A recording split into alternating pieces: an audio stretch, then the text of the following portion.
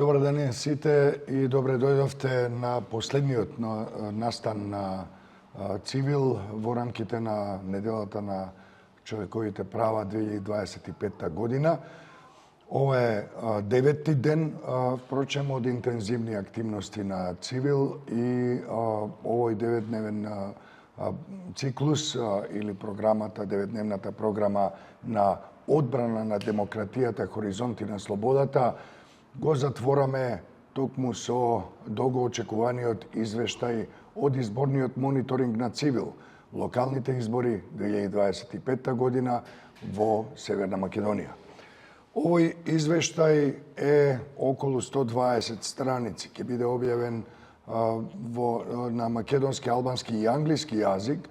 Англиската верзија веќе е готова и ќе биде објавена во текот на денешниот ден, а во текот на неделата ќе бидат објавени и преводите на македонски и на албански јазик. Самиот извештај носи наслов Демократски навигатор, мониторинг и анализи, локални избори 2025 година во Северна Македонија. Лекциите кои не се научени. Тоа е насловот и поднасловот на самиот извештај. Инаку, како што кажав, ова е дел од програмата Одбрана на демократијата, хоризонти на слободата, која траеше од 5 до денеска 15 декември, со еден од слоганите кој гласи Одбранија слободата, заштитија вистината, обликуваја иднината. Тоа што можеме на самиот почеток да издвоиме е дека оваа програма, како и проектот Демократски навигатор, го поддржува Министерството за надворешни работи на Сојузна Република Германија, а во рамките на проектот партнерства и соработка се остварија со повеќе организации, како во земјата, така и во регионот и пошироко во Европа, но би сакал да издвојам само партнерите кои се во рамките на глобалната иницијатива за одбрана на демократијата, која ја формира Цивил во декември минатата година. Се прави една година од првата конференција во 2024 година на 12 декември. Имавме таква конференција и во петокот минатата недела и во 2024 година на истиот датум. Во рамките на оваа иницијатива коосновачи се Медија диалог од Германија и меѓународната организација Нов Европски граѓански форум. Во рамките на таа иницијатива постои програма, една од програмите е и Вестминстерската алијанса за Украина, во која учествуваат и Жан Моне, асоциацијата од Франција и Центарот за меѓународни студии, Центро студии интернационали од Италија. Да прејдеме на основните точки кои произлегуваат, кои се поместени во извештајот од изборниот мониторинг, анализите и стратешките препораки.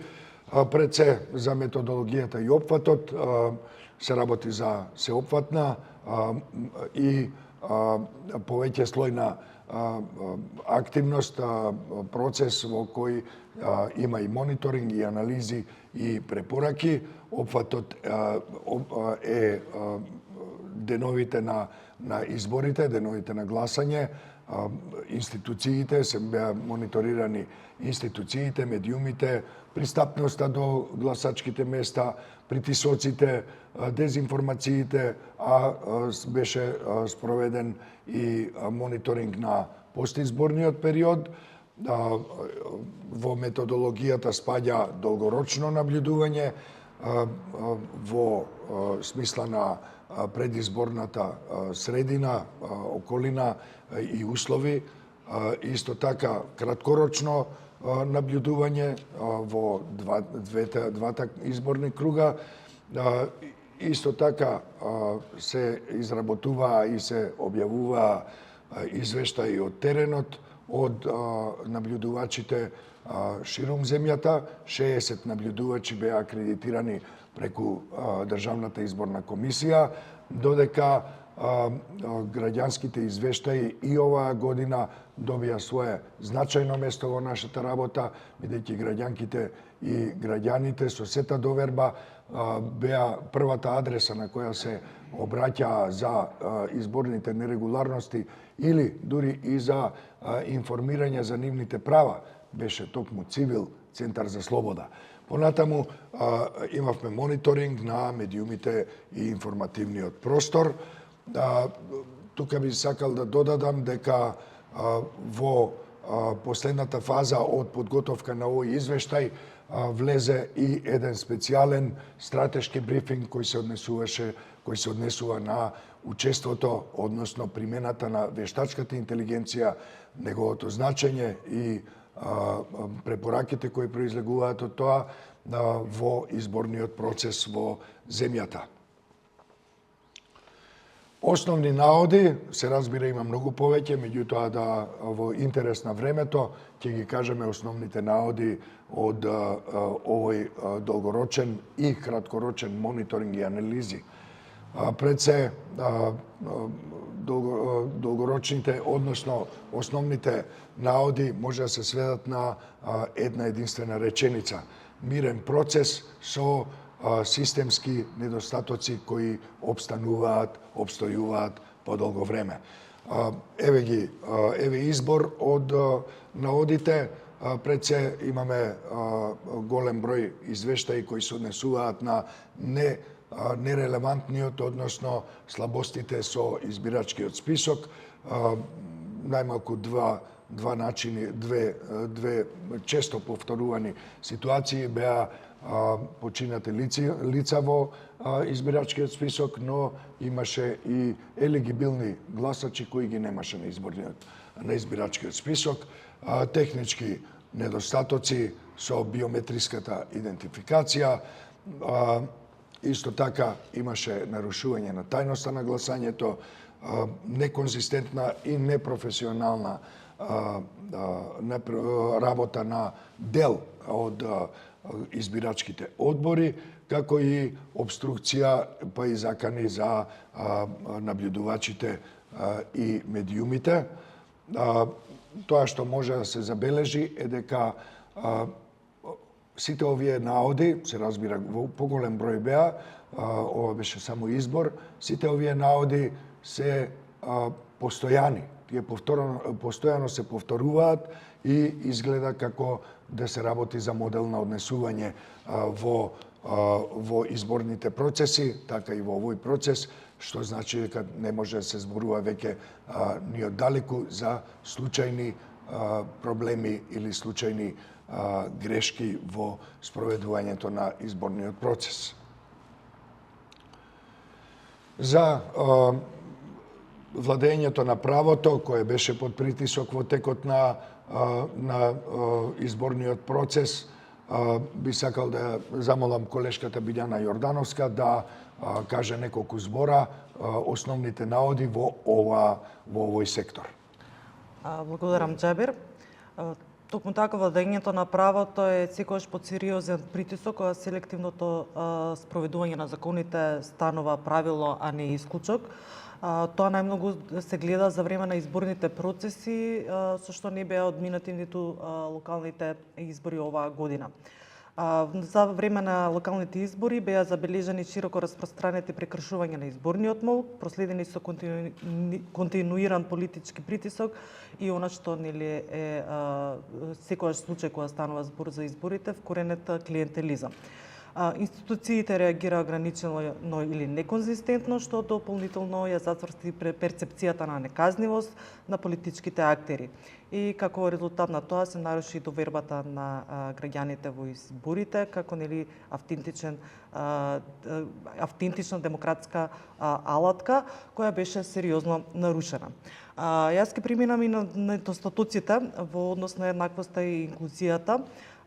Беа забележани сериозни недостатоци кои покажаа дека правото на глас не е еднакво за сите, ниту пак беше целосно остварено од сите граѓани кои што пристапија до избирачките места да гласат за време на локалните избори. Голем број избирачки места остана непристапни за лицата со попреченост и по возрастните гласачи, а опремата за лицата со пристапност, односно претежно нели параваните, или беа недоволни, односно ги немаше на повеќето избирачки места, или пак доколку ги имаше воопшто не беа поставени, односно беа целосно отстранети. И на тој начин, значи, оваа категорија на граѓани беа фактички исклучени од гласањето и можеме да изведеме заклучок дека овие состојби не може да се оправдаат како технички пропусти, туку како континуирана непристапност која представува форма на системска дискриминација на оваа група на граѓани. Уште нешто што дополнително што ги одбележа во голема мера локалните избори беше национализмот и идентитетските наративи. Односно, кога локалните избори беа само не локални. Ја изгубија својата локална суштина.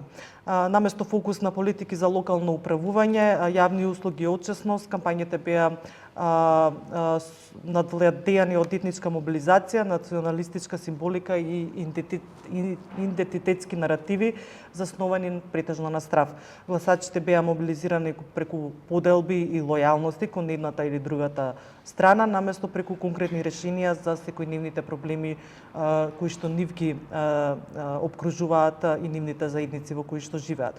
И ваквото врамување во националистичките наративи ги претвори локалните избори за пошироки политички битки за моќ, со што директно се подкопаа плурализмот и суштинскиот демократски избор. И кога нели идентитетот ја заменува отчетноста, поделбите стануваат главна алатка за политичка мобилизација, можеме да заклучиме дека демократијата ја губи својата суштина и својата смисла. Благодарам, Билјана, за краткиот, концизниот, но суштински преглед на тоа што содржи нашиот извештај во овие поглавја. Би сакал да го замолам колегата Драган Мишев да накратко изнесе кои се наводите на Цивил, на мониторингот и анализите на Цивил во изборен контекст, кои се однесуваат на странското влијание, односно мешање и хибридните ризици, кои за жал на широко ги експлоатираа внатрешните недоследности, слабости и пропусти. Повели, Драган. Значи, како што напоменав, тука ги констатиравме странското влијание и хибридни закони преку искористување на внатрешните слабости на институциите кои им се овозможени како во предизборието, така и за време на изборите. Со ова се констатира дека изборите стануваат ранливи на дезинформации и координирани наративи. Лажните и манипулативни пораки се пласираат синхронизирано за да искриват јавната перцепција и да го нарушат демократското одлучување.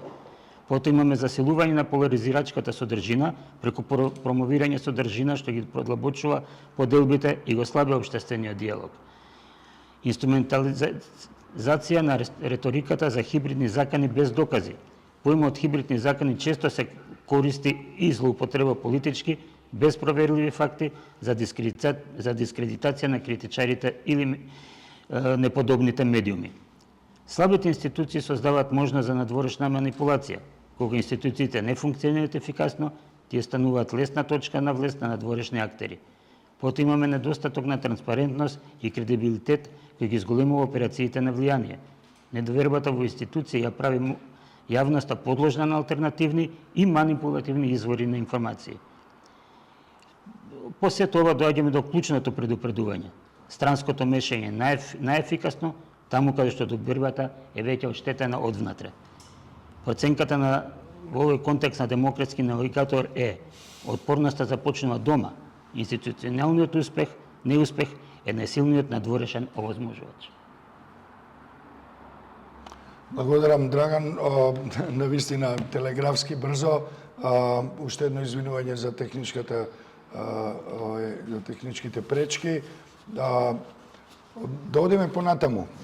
Што од сево ова може да произлезе во нашата публикација се насочуваат институциите и главните актери во земјата, во општеството, во јавноста и се разбира и во граѓанскиот сектор и медиумите.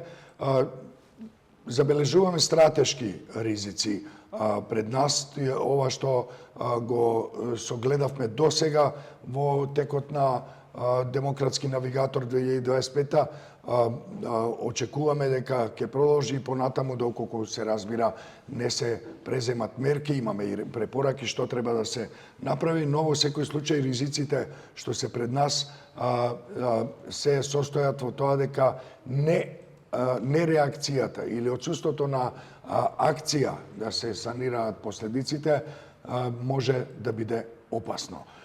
Опасно за демократијата, но и опасно за стабилноста и безбедноста на земјата. Институционалните слабости што ги забележавме можат да овозможат националистичка манипулација, дезинформации и странско и хибридно мешање, односно влијание. Понатаму, тоа што треба да се знае дека демократската ерозија напредува бавно и тивко. Таа не секогаш може да се забележи, но таа се случува и се одвива. И исто така јавната неактивност, односно пасивноста на граѓанките и граѓаните може да предизвика последици, дополнителни последици, но исто така пасивноста станува нормализирана. Проблемите стануваат нормализирани и тоа може да придонесе кон понатамошна демократска ерозија. Едноставно, прифаќањето на аномалиите да стане секојдневие и од него да не се обиде никој да излезе. Ни институциите, ни јавноста, ни општеството, а тоа може да биде загрижувачки лошо по демократските трендови. Со други зборови, предупредувањето на цивиле се состои во тоа дека кога довербата колабира, тие што добиваат на избори или пак воопшто целиот изборен процес го губат легитимитетот. Дури иако самите избори се прогласени за мирни или пак административно исправни. Накратко за препораките. Има поголем број препораки, меѓутоа избравме да ги презентираме тука денеска само во булет поинти што се вели следните препораки. Потребна е сериозна и сеопфатна реформа на изборниот законник, односно изборната законска регулатива. Професионални, одговорни представници на изборната администрација. Професионализирањето и наметнувањето на одговорноста, односно преземањето на одговорноста е императив да имаме поквалитетни избори. Кредибилен и сериозно проверен, прочистен изборен список, избирачки список. Ефективно спроведување на сите правила на изборите, што меѓу другото значи и ефективно почитување на законот, вклучително и на изборниот молк. Целосна заштита на граѓанските наблюдувачи, како и на медиумите во текот на изборниот процес и законската обврска за пристапност на избирачките места мора да биде почитувана, воспротивно се работи за системска дискриминација, како што кажавме и претходно во нашето излагање. Јас ќе завршам оваа презентација со таглајнот на нашиот проект, односно на неделата на човековите права и слободи, во оваа година, а тоа е вистина акција демократија. Со други зборови, демократски навигатор и Цивил порачуваат дека демократијата може да опстане само тогаш кога активно се брани. Сакал сега да ја поканам мојата колешка Дијана Тахири да го презентира нашата најнова публикација, извештајот од и анализите и стратешките препораки од изборниот мониторинг на Цивил на албански јазик. Фала, Џабир. Фалеминдери, Џабир. Се слуша? Океј. Соткуту јеми бледур на нџарене фундит të javës të drejtave të njeriut, siç e dini ata që na kanë përcjellur e dinë që kjo është ngjarja e 9 nga java e të drejtave të njeriut, të cilën organizata jon në projektin naviguesi demokratik e shënoi me 9 ditë ngjarje të ndryshme, të cilat i përkojnë të drejtave të njeriut në të gjitha aspektet e mundshme. Sot këtu jemi mbledhur edhe që ta paraqesim, ta prezantojmë raportin nga zgjedhjet vendore, të cilat u mbajtën para gati se 2 muaj. Çfarë do të tregojmë sot? Se do të dalë nga i gjithë ky raport do të dalë një publikim të cilin do të keni mundësi ta lexoni në 3 gjuhë, në gjuhën maqedonishte, shqip dhe angleze. Siç e dini, Civili zbaton monitorimin ose vëzhgimin afatgjatë dhe afatshkurt gjatë të gjitha zgjedhjeve, qofshin ato parlamentare, qofshin ato vendore si që ishin këto të fundit, qofshin referendume ose të tjera. Ne sot këtu, si që folën edhe kolegët e mi, Џабири, Bibe dhe Dragi, do t'i prezentojmë vetëm disa pikë më të rëndësishme të cilat i zgjedhëm për ju sot, ndërsa tjera do t'i keni në publikimin e ardhshëm, i cili do t'jetë gjithëpërfshirës dhe i gjerë. Do t'a tregojmë metodologjin e cila ishte gjithëpërfshirëse dhe shumë dimenzionale. Si që thash më parë, më falni, monitorimi i Civilit përfshin monitorimin afatgjat, monitorimin afatshkurt, raporte nga tereni, nga vëzhguesit tanë në nivel kombëtar, monitorimi i mediave, si dhe raportet nga qytetarët, si dhe kemi pasur edhe raportet të cilat i kemi verifikuar nga disa herë që ato të jenë të vërtetuara dhe të vërteta. Cilat ishin gjetjet tona? Gjetja ynë e fundit, por edhe e përgjithshme, ose më mirë të themi një vlerësim, ishte se procesi zgjedhor ishte i qetë, mirë po me shkelje ose shkelje të vazhdueshme sistemike të cilat nuk ishin vetëm në këto zgjedhje, po edhe në zgjedhjet e kaluara, qofshin ato parlamentare ose vendore. Një nga ato ishte regjistri votuesve, i cili nuk ishte azhurnuar, për shembull në regjistrin e votuesve ka pasur përsëri njerëz, persona, kanë figuruar persona të vdekur, ndërsa personat e gjallë nuk kanë figuruar, ose e kundërta. Ka pas kishte shkelje teknike, do të thotë prishje teknike të identifikimit biometrik ose të fingerprint aparateve, si që themi. Ka pasur shkelje e privatësisë së votimit, sjellje jo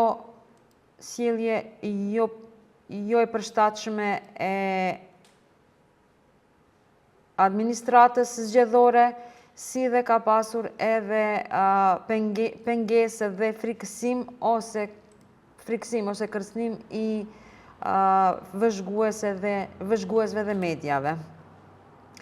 Dhe kjo mund të themi lirisht se është vazhdimsi dhe nuk është jo vetëm vazhdimsi, po edhe qëllimishme, por jo incidentale. Si që tha edhe kolegja ime pak më parë, tani do t'i numrojmë edhe disa vlerësime tjera që i ka bërë civili bashkë me në kuadër, në suaza të projektit naviguesi demokratik. Një nga brengat më të mëdha ose ato shkeljet më të mëdha është se sundimi i ligjit është në presion. Dhe si përfundimi kësaj është se zbatimi selektiv çdo herë e minon demokracinë. Sundimi i ligjit është në presion serios kur zbatimi selektiv i ligjeve bëhet rregull dhe jo përjashtim. Shkeljet përhapura të heshtjes zgjedhore u vun gjatë procesit zgjedhor të shoqëruara nga një presion i vazhdueshëm politik, si dhe klientelizmi i rënjosur, veç më i njohur. Institucionet reaguan në një mënyrë të kufizuar ose jo konsistente, duke përforcuar më tej perceptimin e pandëshkueshmërisë për aktorët politik. Si rezultat, besimi i qytetarëve në zgjedhjet si një zgjedhje demokratike, si zgjedhje demokratike kuptim plote dhe autentike, është minuar seriozisht edhe në këto zgjedhje. Vlerësimi tjetër është se të drejtat e barabarta të votimit mbeten të paplotësuara. Njëkohësisht, mangësitë serioze në barazi dhe përfshirje kanë treguar se të drejtat e barabarta të votimit ende nuk janë realizuar plotësisht. Një numër i madh i qendrave të votimit kanë mbetur të paarritshme ose paqasje për personat me aftësi të kufizuara dhe votuesit e moshuar. Si shembull, të japim një shembull plastik, nuk ka pasur rampa ose ka pasur vend votimi ka qenë në katin e dytë ose të tretë, edhe atë me shkallë, aty ku personat me aftësi të kufizuara ose personat e moshuar nuk kanë mundur të hypin deri në vend votimet e tyre dhe kështu është cënuar e drejta e votimit. Këto zgjedhje, si fushata parazgjedhore, si vetë procesi zgjedhor, por edhe ai pas zgjedhor, u shënua edhe me nacionalizëm dhe manipulim të identitetit. Përveç kësaj, zgjedhjet vendore kanë humbur edhe kryesisht thelbin e tyre lokal. Në vend të përqendrohen, në vend se kandidatët dhe përfaqësuesit politik të përqendrohen në politikat për qeverisjen vendore, ato shërbimet, si dhe shërbimet publike dhe llogaridhënien, fushatat ishin të dominuara nga mobilizimi etnik, simbolizmi nacionalist dhe narrativat e identitetit të bazuara në frikë. Votuesit mobilizoheshin përmes përçarjeve dhe besnikrive, do të thotë kujt lojalitetit më shkurt, në vend të zgjidhjeve konkrete për problemet e përditshme të komuniteteve. Si pikë tjera më të rëndësishme nga raporti ynë zgjedhor, kemi zgjedhur edhe ndikimin e huaj si dhe rreziqet nga kërcënimet hibride. Në pika të shkurta, aktorët e huaj shpesh kanë shfrytëzuar dobësitë ekzistuese institucionale dhe shoqërore. Do të thotë se zgjedhjet kanë mbetur të ndjeshme ndaj dezinformimit dhe narrativave të koordinuara. Mesazhet e rreme dhe manipuluese janë përdorur në sinkronizim ose në harmonizim që të shtrembrojnë perceptimin publik dhe të minojnë vendimarrjen demokratike. Amplifikimi i përmbajtjes polarizuese nëpërmjet promovimit të përmbajtjeve që thellojnë përçarjet dhe dobësojnë dialogun social. Pika tjetër është instrumentalizimi i retorikës së kërcënimit hibrid pa prova. Termi kërcënim hibrid shpesh përdoret politikisht pa fakte të verifikueshme për të diskredituar kritikët e mirëfillt ose mediat. Institucionet e dobta krijojnë mundësi për manipulim të jashtëm. Kur institucionet nuk funksionojnë në mënyrë efektive, ato bëhen një pikë hyrjeje e lehtë për aktorët e jashtëm. Mungesa e transparencës dhe besueshmërisë besojshmërisë rrit operacionet e ndikimit. Mosbesimi në institucionet e bën publikun më të ndjeshëm ndaj burimeve alternative dhe manipuluese të informacionit. Që si rekomandimi civilit dhe naviguesi demokratik është se kujdesin kryesor duhet ta kemi të ndërhyrje e huaj e cila është më efektive aty ku besimi është i dëmtuar tashmë nga brenda. Vlerësimi i fundit për kërcënimet hibride është i naviguesit demokratik është se rezistenca fillon në shtëpi, do të thotë në oborin ton, ndërsa dështimi institucional është mundësuesi më i fortë ose më i fuqishëm nga jashtë. Si përfund, ne në raportin ton, rekomandimet e fundit do të ishin ose ato të përgjithshmet, të cilat thamë se do t'i kemi sot në formë të shkurtuar, më falni, është që të kthehet integriteti elektoral ose zgjedhor që për të kthyer nevojitet dëshire politike. Do të thotë politikanët duhet të kenë dëshirë ose të tregojnë së paku dëshirë të mirë që këto çështje të zgjidhen. Duhet të ketë si rekomandimet kryesore tona janë se duhet të ketë reformë gjithëpërfshirëse e kodit zgjedhor, duhet administrata zgjedhore duhet të jetë profesionale si dhe të ketë përgjegjësi, të ketë zbatim efektiv i rregullave zgjedhore, të cilat janë rregullore zgjedhore, të ketë mbrojtje e plot, media të kenë mbrojtjen e plot dhe të mos kërcënohen, si dhe, si që thamë edhe më parë, qasja deri te vendvotimet të jetë obligim ligjor.